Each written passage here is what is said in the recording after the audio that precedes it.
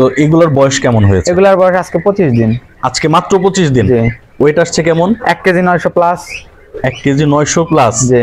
তার মানে 2 কেজির কাছাকাছি। 2 কেজির কাছাকাছি। মাশাআল্লাহ। এগুলার বাচ্চার দাম তো এখন আমার এসে ওঠানো ছিল 110 টাকা করে, কিন্তু এখন বাচ্চার দাম খুবই কম, 70 টাকা করে এখন। 70 টাকা করে মাত্র? তো অনেক কমে গেছে। হ্যাঁ, বাচ্চার দাম অনেক কমে গেছে, মানে আপ ডাউন করে তো, রেট আপ ডাউন হয়। আসসালামু আলাইকুম সুপ্রিয় দর্শক, আশা করি আল্লাহর রহমতে সবাই ভালো আছেন। আপনাদের অনেকেরই আসলে খুবই জানার ইচ্ছা যে পিকিং স্টার হাঁসের খামার করবেন বা এটার পরিচর্যা কিভাবে করে। তো আজকে ঠিক সেরকম একটা খামারে এসেছি যেখানে হয়তো আপনারা দেখতে পারতেছেন যে পিকিং স্টার 13 এর খামার এটা। তো এই খামারটা আপনাদের সবার পরিচিত, আমার খুব কাছের ছোট ভাই নীরবের, যাকে আপনারা সবাই টাইগার মুরগির জন্য খুব ভালোভাবে চেনেন। তো ও এই উদ্যোগটা নিয়েছে। তো আজকে ওর সাথে একটু কথা বলবো এবং আপনাদেরকে জানানোর চেষ্টা করব এই পিকিং স্টার 30 বিস্তারিত, যে এটার বাচ্চা সংগ্রহ করবেন কিভাবে, কিভাবে পরিচর্যা করবেন, এবং আসলেও কি এই হাঁস আসলে 45 দিনে বা 42 দিনে 3 কেজি হয় কিনা। তো এই বিষয়গুলো জানার চেষ্টা করব। তো চলুন ওর সাথে একটু কথা বলি এবং আপনাদেরকে জানাই। নীরব, কি অবস্থা? এই তো ভাই ভালো আছো? এই তো আলহামদুলিল্লাহ ভালো আছি। ভালো আছেন? এই তো আছি আলহামদুলিল্লাহ। তুমি এগুলা কি করে আলাইছো? আমি তো দেখতেছি একদম নাতুস নুতুস সব হাঁস। হ্যাঁ, সব কেউ পেকিং, অরিজিনাল নাম হচ্ছে ফ্রান্সের পিকিং স্টার 13 জাতের একটা হাঁস। কেউ আবার ব্রয়লার হাঁসও বলে। ব্রয়লার হাঁসও বলে? ব্রয়লারের মতো নিয়ে নাদুস নুদুস একদম খাবার দাবার খায় তো না, মানে দেখতেছি কিন্তু কোনো পানির কিন্তু কোনো ব্যবস্থা নাই। পানির ব্যবস্থা আপনি ওইদিকে পানি খাওয়ার ব্যবস্থা, তাছাড়া পানিতে ওরা নামা লাগে না। না, পানিতে নামার কোনো ব্যবস্থা নাই। আর এমনিতেই হাঁস হয়। এমনিতেই হয়। আমরা তো দেখে আসছি যে হাঁস পানির হাঁস, পানিতে থাকবে হাঁস সারাদিন, রাত্রে শুকনায় থাকবে। এখন এই বিষয়টাই তো ভিন্ন, কারণ যে হাঁসটা মনে করেন মূলত ওইরকম ভাবে মাংসের জন্য উৎপাদন করা হচ্ছে, তো পানি লাগবে না। এটা মাংসের জন্য জাত, ফ্রান্সের একটা নতুন জাত। আচ্ছা, বিষয় যে তুমি তো ছিলা টাইগার মুরগিতে। জি, টাইগারে। আর পাশাপাশি আরো অন্যান্য মুরগির খামারও তোমার আছে আমি যতটুকু জানি, এবং টাইগার মুরগিতে তুমি খুব ভালো করছো, ঠিক আছে। হাঁসে আসলা কেন? এখন হাঁসে আসলাম, এটা একটা ইউনিক নতুন জিনিস, সবই দেখা লাগে। আচ্ছা, সবই দেখা লাগে বলতে ব্যবসা যে এটা খারাপ, এটাও খারাপ না, এটাও ভালো মানের একটা। যদি হয় হাট যদি বেচা থাকে, সবচেয়ে কম দামে বিক্রি করলে মনে হয় যে লস হবে না। মুরগিতে হয়তো মনে করেন যে সারাক্ষণ অসুখ বিসুখ লাগে থাকে, কিন্তু হাঁসে খুবই রোগ বালাই কম। রোগ বালাইও কম। হ্যাঁ, মানে বাংলাদেশের ওয়েদারে এই হাঁস কি পালন উপযোগী? অবশ্যই পালন উপযোগী।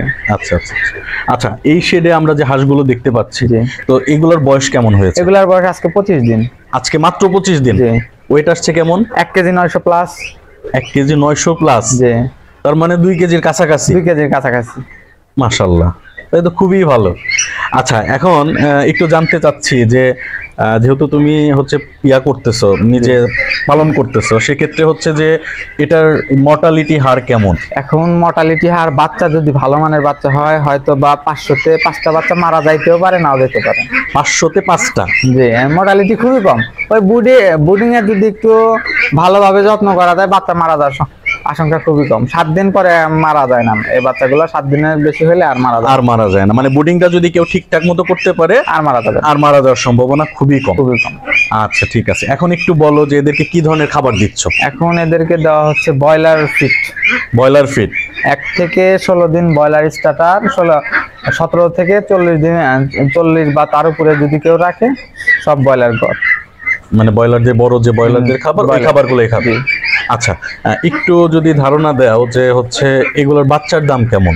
এগুলার বাচ্চার দাম তো এখন আমার এসে ওঠানো ছিল 110 টাকা করে, কিন্তু এখন বাচ্চার দাম খুবই কম, 70 টাকা করে এখন। 70 টাকা করে মাত্র? অনেক কমে গেছে। হ্যাঁ, বাচ্চার দাম অনেক কমে গেছে, মানে আপ ডাউন করে তো, রেট আপ ডাউন হয়। আচ্ছা আচ্ছা, এই বাচ্চাগুলো কিভাবে সংগ্রহ করেছো? এই বাচ্চাগুলা বিষয় আমি একটা ঢাকা গ্রুপের এজেন্ট, তো এই সুবাদে ওদের মাধ্যমে আমার নেওয়া হয় বাচ্চাগুলো। আচ্ছা, না মানে এটা জিজ্ঞেস করার পিছনে কারণ যে দর্শক আপনারা অনেকেই বলেন যে এই বাচ্চাগুলো কোথায় পাবো, অনেকেরই এটা জিজ্ঞাসা থাকে। তো তুমি যদি এটার কোনো সিস্টেম জানা থাকে যে এই মাধ্যমে আপনি বাচ্চাগুলো পাবেন, আমার সাথে যোগাযোগ করলে বাচ্চা নেওয়া হবে, সমস্যা নেই। তোমার সাথে যোগাযোগ করলে বাচ্চা নিতে পারবে? 100% কোম্পানির বাচ্চা নেওয়া হবে। এবং বাচ্চাগুলো তো এই গ্রেডের বাচ্চা, ভালো বাচ্চা।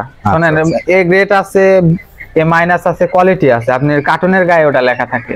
আচ্ছা, এ প্লাস, এ মাইনাস, কার্টুন বা চালানের গায়ে ওটা লেখা থাকে।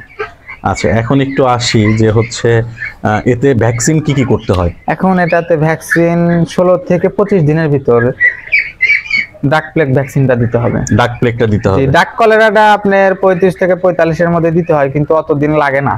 আচ্ছা, ওই ডাক কলেরা ভ্যাকসিনটা দেওয়া লাগে না, ওর আগেই আপনার হাঁস বিক্রির উপযোগী হয়ে যায়।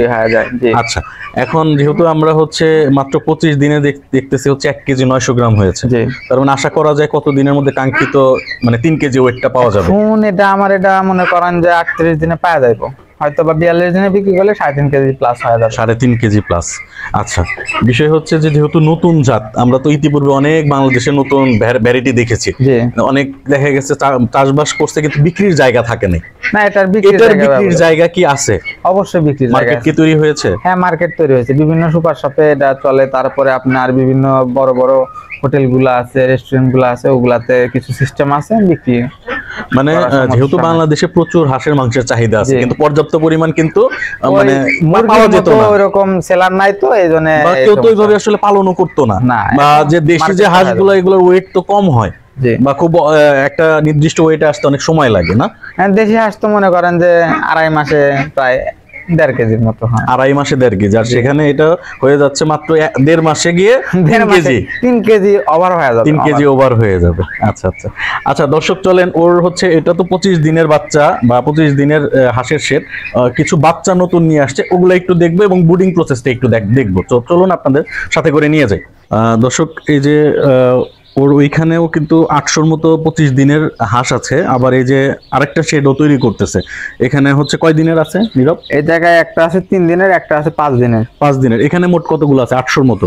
এই জায়গায় 600 পিস হচ্ছে 3 দিনের গুলা, আর 200 পিস আছে 5 দিনের গুলা। এটাতে 3 দিনের বাচ্চা, কিন্তু 3 দিনের মনে হয় না, একদম মানে চঞ্চল আছে, চঞ্চলও আছে।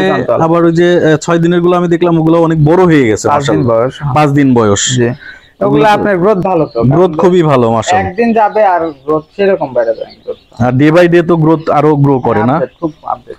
আচ্ছা আচ্ছা আচ্ছা, এই ব্রুডিং এ তাপমাত্রা কেমন দিচ্ছ এখন?